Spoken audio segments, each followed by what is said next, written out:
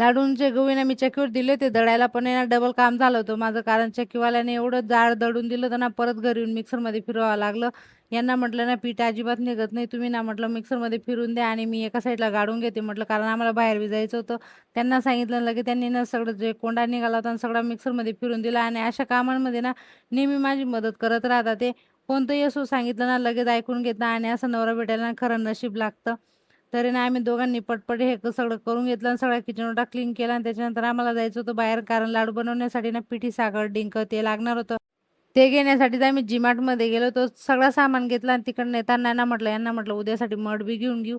तर तिथं थांबलो आणि त्याच्यानंतर एवढा पाऊस सुरू झाला होता, सगळं ओलं होऊन गेलं होतं. आम्ही घरी आले पहिले तर खुशीचे केस सुकवले.